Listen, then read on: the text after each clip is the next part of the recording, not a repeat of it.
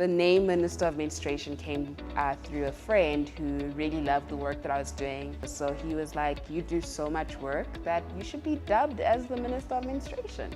The way I explain period poverty to especially to non-menstruators is that I say, ask yourselves what you would do if you didn't have toilet paper.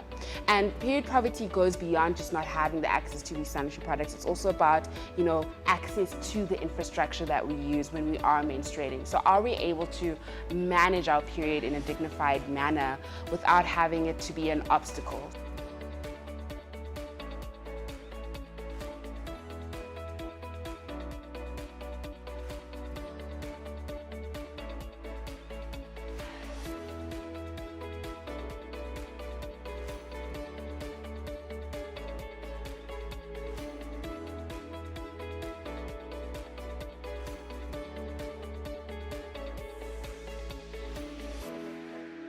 We became aware as women that girls miss out on school because of periods.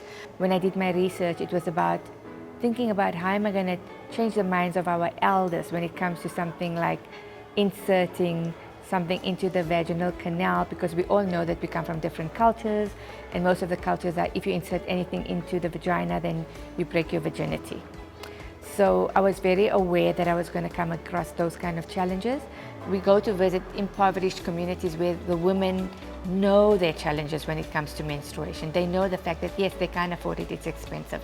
I have to choose between a plate of food and a pack of pads. There are grandmothers looking after a whole lot of children because we have a whole generation of parents wiped out by HIV and AIDS. And the grants that these grandparents receive is not enough to feed the family and think about monthly costs when it comes to periods.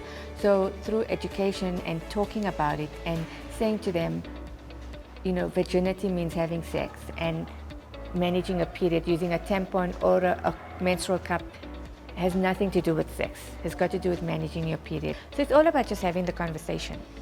Our job as the Mina Foundation is to take over that role for those who find it difficult to talk about.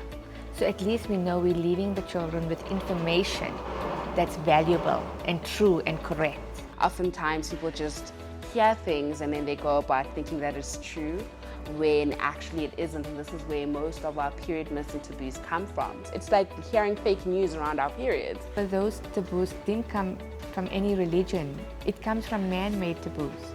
We made it up. So we are the only ones that can destigmatize it, and the only way we can do it is by educating, talking, discussing, and finding the solutions together. You can't do it alone.